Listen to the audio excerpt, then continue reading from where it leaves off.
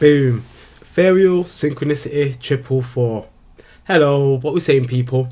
And today I'm going to be looking at the chart of a lady that I've come into contact with via astrology, and wanted to basically give a free chart reading to one, demonstrate what it is that I do for you, the people, and how I am able to help you by getting into some of the deeper parts of your psyche and the reasons behind what I see happening within your life. And two, Ladybug said that I was able to do this and share the chart for the channel for the purpose of everybody else, so that they could possibly learn something as well. So thank you very much to Ladybug. And yeah, I just want to say, you know, if you're not subscribed, subscribe, like, share, drop a comment when you know you've got something that you think you want to say. It's because this is how we are trying to communicate back and forth with each other, and each one teach one, people learning from the skills and the gifts. But yeah, this is the work that I do. So this is just like a special that I'm doing for the channel. If anybody else wants to actually drop their charts in the inbox, and maybe I might want to look at them for future, for possible free readings, so that's ones here and there, then I definitely would suggest to look in the description box below and email me, and we can get moving forward from there. So just to let it be known, I've taken some of the details off the edge of the screen, because as much as I wanted to keep Ladybug's identity anonymous, I wasn't sure about her birth details. So you might see it at the end, but the birth details are not the thing in question. It's more the information within the chart. So, you know, how many people are born on any given day in every single day of any year. So for you, Ladybug, I'm gonna direct this at you and probably partially the people while I'm getting into the chart, but I'll try and speak to you individually first. Right, what I see for you in this chart, Ladybug, so just to make sure that I've got the situation right, we have a sun in Cancer, we have a moon in Aquarius, and you also have a rising in Scorpio. So your ascendant is Scorpio, a water sign, Cancer, a water sign, and the moon in Aquarius, which is an air sign. So that trinity is like double water with air. So that alone already kind of gives a small description into your personality dynamics, and just saying that the elements speak to how people come across, what's connected to the more emotional feeling side and the depths and the unseen, and the air is connected to the rational side and the logic and the communication, rational thinking part of the spectrum. So having those in combination, it kind of leads to people who are able to think through their emotions and rationalize them, or with a moon in an air sign, a bigger tendency to rationalize the emotions that you feel and have a detachment from them. So that is something that you may find yourself doing, Ladybug. And there are quite a few significant elements. You wanted me to kind of look at, I said I'd look at the sun, moon and the rising, and you said cool, and if you could look at like your life situation / your temperament, and you know, the love life and karmic ties. So that's just to kind of give a precursor to some of the things that I'm going to look at, because you can get quite deep into a chart, but without a direction to go in, you may find yourself, you know, in the rabbit hole, so to speak. So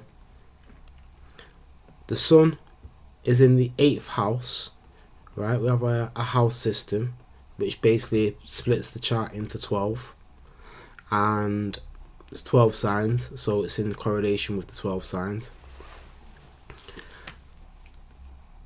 The rising sign is on the eastern horizon. This speaks to your identity and who you are, or how you come off in a personal relationship, like on meeting people instinctively, automatically, subconsciously, without thinking at it. It's what you project just on a direct level from the instant get-go. So for yourself, having Scorpio, and it's at the 11th degree if the birth time is accurate, with the Pluto on the ascendant at the 12th degree, so these 2 points are in contact. One, Scorpio rising is going to give you an intense demeanor, how you would look or how you would come across. Even, I mean, magnetic's a controversial word to use, but it can be reflective and deflective, but aiming to maintain a level of stealth as well is the Scorpio rising, but it's kind of like the contrary part where it can't, because it gives off so much energy that's why people kind of magnetize to it.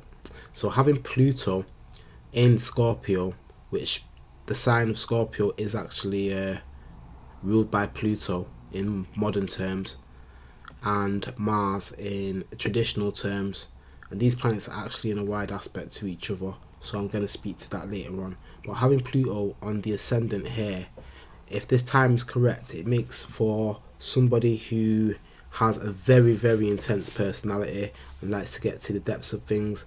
And with me saying that Pluto is rules the sign of Scorpio, it will add to its power and intensity and how it works and operates in that sign.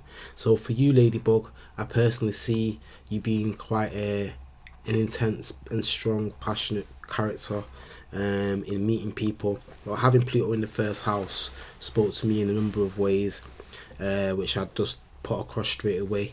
You may have faced power struggles with others in relationships, because the reflection of yourself into your relationships bounces from one point to the point across, so opposite, and finding that you've had to work consciously at points in your life at regaining your personal power, but that you actually project a power in your presence. Having Pluto in the first house talks about your physicality and how you impact an environment, I guess is a way to put it. So yeah, this Pluto energy on the ascendant means that you do stand out and make a mark on the environment, especially with Scorpio there. So as much as there's a stealthy element to Scorpio, that's not trying to say everything or give everything away.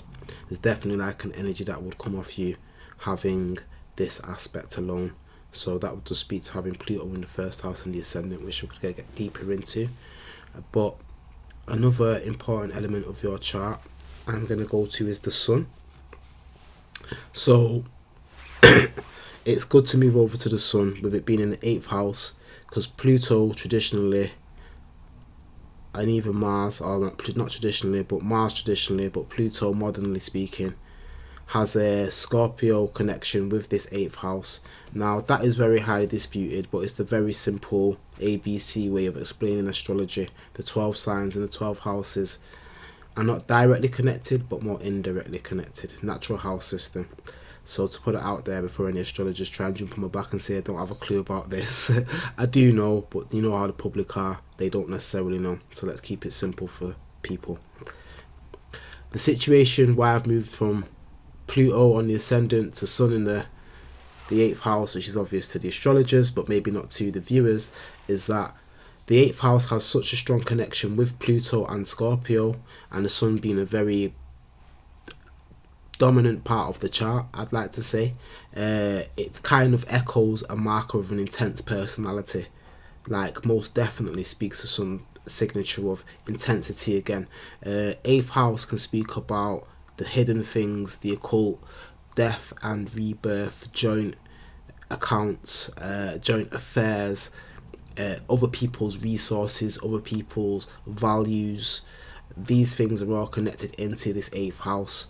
Another signature I'd also say, it's not always the case, but it could be, so with the Sun representing the father, it can speak to situations with a loss of the father, either physically speaking or metaphorically speaking, in the sense that some people I've seen with this don't have their fathers in their life from an early time, or their fathers are just not able to be located or unknown.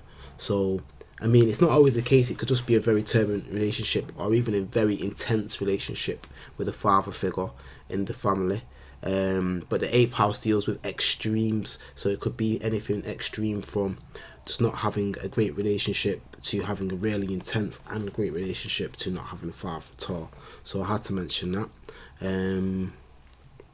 Having Jupiter in this 8th house, though, I'll just mention real quickly, is probably going to give you the capacity of being able to benefit in these areas of joint resources and other people and other people's values.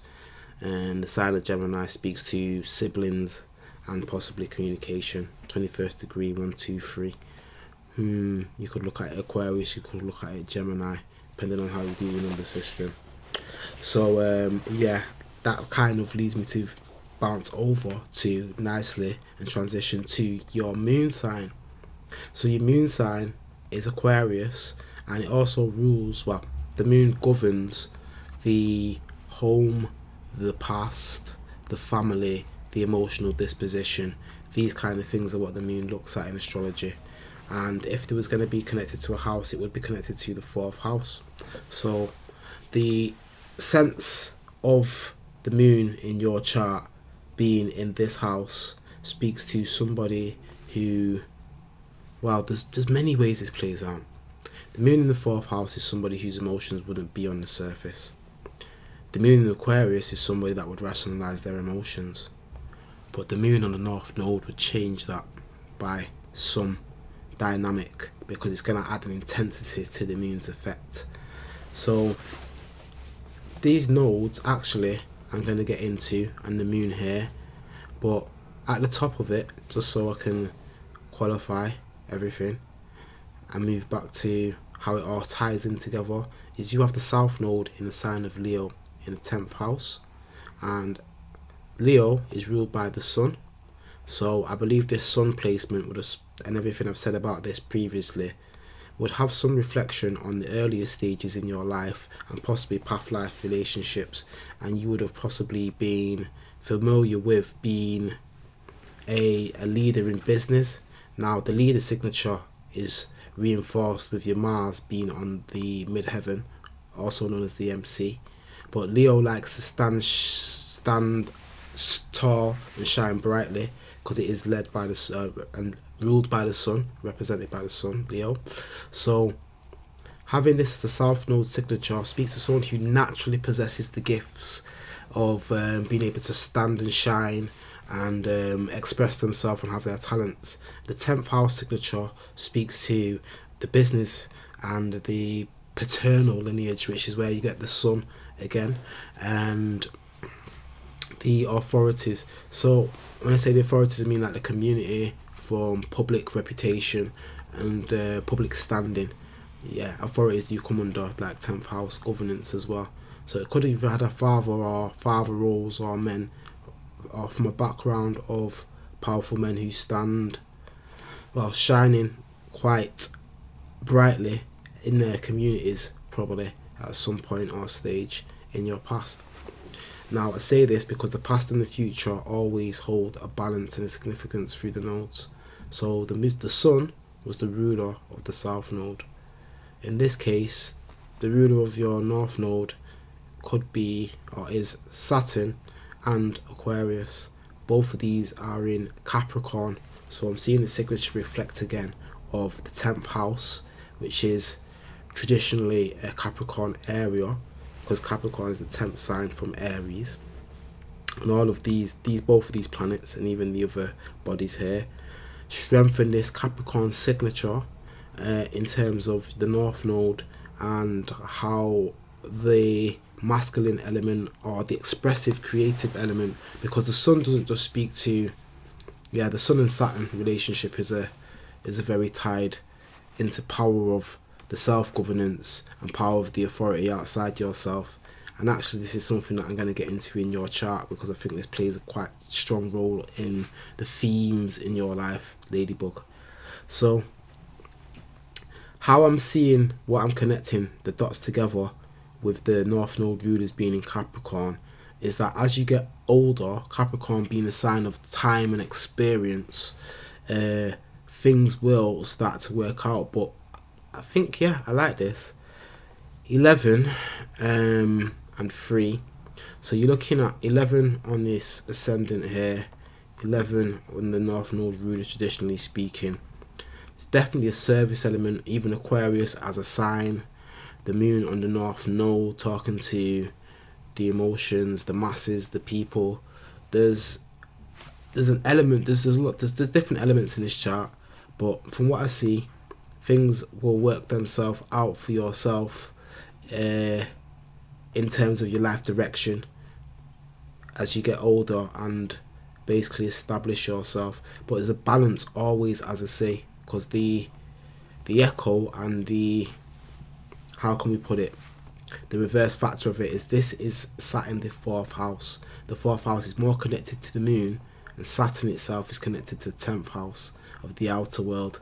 So I believe your family and your home, and the moon speaks to home again. So it's a situation of a reverse signature where you have to, well, you have the oppositions and you have to balance out the challenge between the two energies. So it could be, and I'm familiar with, even from my own personal perspective, because we all live a similar experience where this is concerned, of we could be very comfortable in our South Node and project and reject our North Node lessons as a difficult road to travel. We could be quite well established in our North Node, but reject our South Node and the gifts that it has to teach us. And although there are things to let go from the South Node, it can never truly be let go. And if that is projected towards other people, then it's not fully integrated into self and not being able to be utilized. The third possibility, and probably the most realistic perspective to kind aim to achieve, is to, as I say, synthesize the nodes, make them work together in a balanced situation. This is one lesson where you have planets in opposition to each other. So an aspect to your sun that I wanted to speak to, because we're speaking about a situation about like your temperament, but also like how you have reached certain life stages or why it's playing out for you the way it is.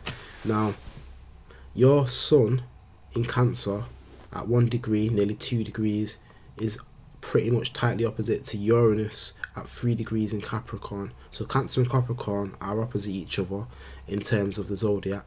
This is the glyph for Cancer, this one for Capricorn. And with the opposition of Uranus, which is also a North Node ruler to your sun, you could say, and the sun, so sun's ruling the 10th house. So I think it's a challenge of balancing out, one, your career and your public heart goals, which the South Node is in, with your own personal values and message, well, education to teach and learn to speak, because I think this moon on the North Node gives the power of people to speak their message very fluently to others and can gain a following after a point, and with it being in Aquarius, a wide following, I would say. And then with it being in the 4th house, maybe in the homeland or towards the family or towards, you've got the mothers, but you've got psychology and the deeper roots, you could say. Because when I say psychology, the 8th house connection, the 4th house connection, this is the deeper house of the unconscious and the unseen. So the 8th house is more the house of the taboo and the hidden, and the unconscious and the unseen lie in the 4th house. So these are things that can be areas of growth and development in your life, Ladybug. I definitely have to say that is something to look at. And yeah, let's just see how long I've been reading. Going about nearly 20 minutes. So he was talking about love life. Now you can't never, well, it works double whammy for you.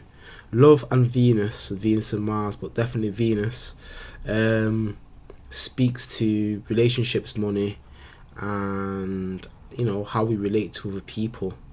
Now you have it on the 22nd degree in Cancer, and if you're talking about karmic and how these ties work, then I could definitely say that this degree has been linked to control or be controlled.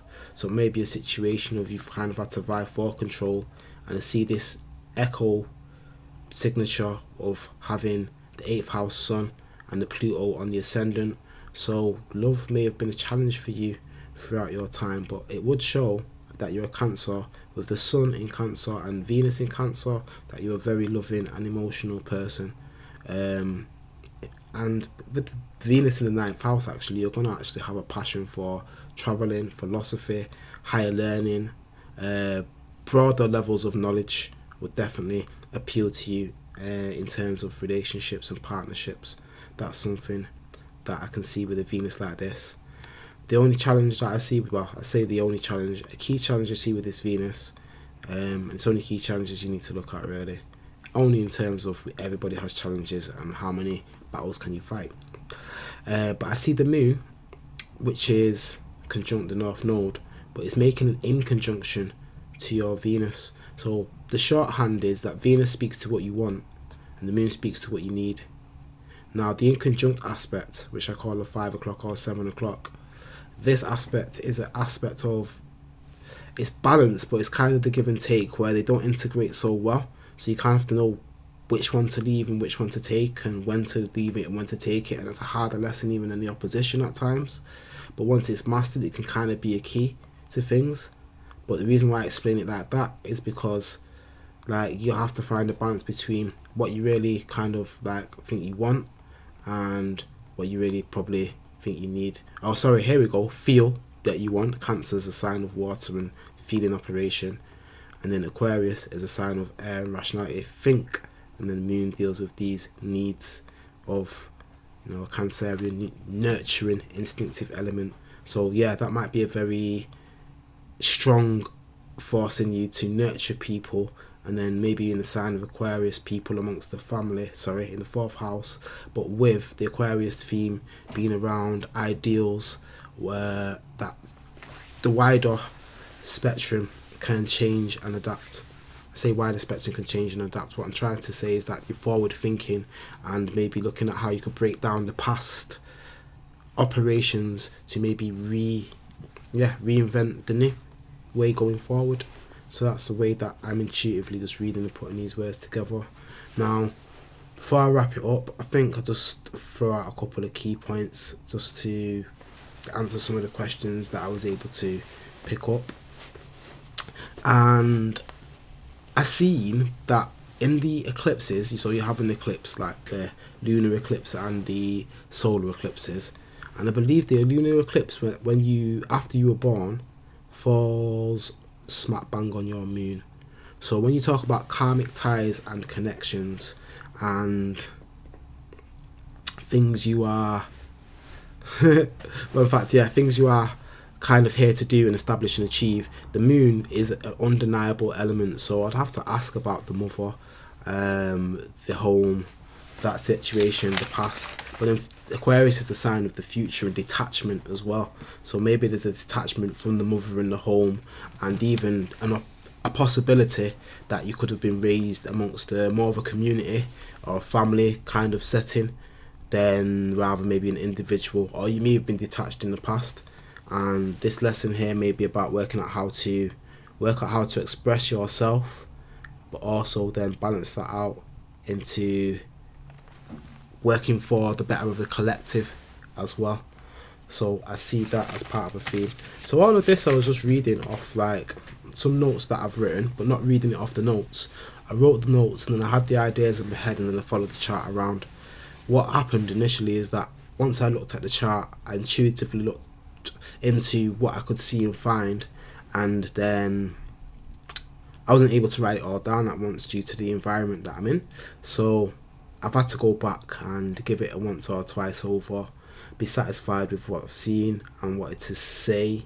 So at this point now, even without me going over the notes, I feel like I've covered a lot of the key points within the chart, but there could be a lot more to talk about depending on what you were to say in reflection to this conversation, Ladybug. So I'm just going to have a quick run through the pages just to see if there's anything else that I should covered. Yeah, it shows that from the numbers that I counted, you have a life path 11. It kind of re-signifies to this area of service. It then could even be Aquarius again, which is where the North Node is. So it's definitely something that I feel you've come here to serve. Oh, and then here we go. I wrote some questions down. What role does faith and spirituality play in your life / background, or has it played? An intuitive question that came to me was, how much astrology do you already know? Your chart suggests that you could be learning more, and I think that's possibly from the transits and the returns that I've seen. And then, yeah, here we go. Here's a secret little one that I didn't really get into so much. But yes, the way how your Chiron, Pluto, the Sun, and some of your other things line up. Oh, and the Mercury, yeah. This Mercury is one Mercury situation that I really should have wanted to get into. It's in a kind of yod formation with Pluto and Neptune and the Ascendant and Saturn. But that's another situation I want to get into. But yeah, the capacity to be a major healing influence upon others is the positive connotation of how you have these talents. Now, they can obviously work the other way, where you could have been wounded or be the person that has wounded people. It always kind of is a two-way street, but it's definitely a healing aspect within your chart that you could possibly maybe heal others with the talents and gifts that you have.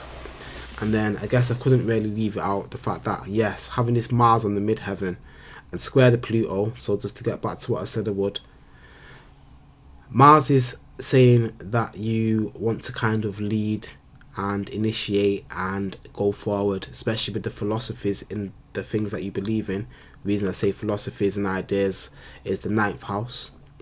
But then, because it's so close to this midheaven MC point, you may want to kind of be at the top of the tree. But then, as the traditional ruler of Scorpio, making an almost a bit over an 8-degree square, but it's closing to Pluto, which is known as the modern ruler of Scorpio, I definitely say there's an aspect between the power of your personality and the force of your reputation. There we go. How'd you like that, Ladybug? But yeah, definitely could tell you more, but I believe that you probably know quite a bit about astrology, or are going to be learning something such. You've just gone past your Saturn's return, which is a stage where you have been, 28, 29, 30 years old. I say this because Saturn has gone through Capricorn, has now just reached Aquarius. It's in Capricorn in your chart. So with this being the case, you have probably reached a level of thinking seriously about where you're going to take your next steps forward at this point in life, and would have probably had some of the most challenging years gone by in the last 2 or 3 years. So I want to say with that is that don't despair is the word I'm looking for, and that yes, in due time things will balance out and start to operate differently, where you're concerned over getting through the Saturn's return. It doesn't all rectify itself straight away. Work always has to be put in, but in the longer term goal of things, there's the reasons and the timing for the lessons that you learn at the time that you learn it. That's a philosophy that I truly believe. So Ladybug, I'm so grateful for you for letting me being able to read the chart for the channel and for the people. I'm going to go over it to see how it came out because of the background audio is all I'll call it. And for anybody else that wants to get a reading from me, a full reading where I'll go into it longer than this and look at a couple of more questions, I charge for that service because energy and time obviously are important, and I need to eat and pay for the value of what I do. But no, when I get this deeper in and deeper in, it's like it only truly corresponds to you and yourself, and then how your life will work. And then for anybody who wants a free reading for me to do for the channel, like I say, get at me with the details I have in the description box, and I'll see what arrangement we can come to where that's concerned. Now for everybody else, I'll just say put a like, a share, a comment, and subscribe to the channel, man. Been doing this for a moment. I plan to be doing it for a much moment longer. Everyone's got to do what they need to do to get out here, and I'm just want to help everybody that I can do that in the best way that I can, and by seeing the planetary forecast and the transits, the makeup of your psychology, and how we could possibly put that together to make you be able to put a plan of action that you can implement and practically use for your own benefit. Right people, I've waxed lyrical for long enough. I watch the time and I stay steady with the game. So much love, Ladybug, peace and love. We'll be in contact, and deuces for the channel. Peace.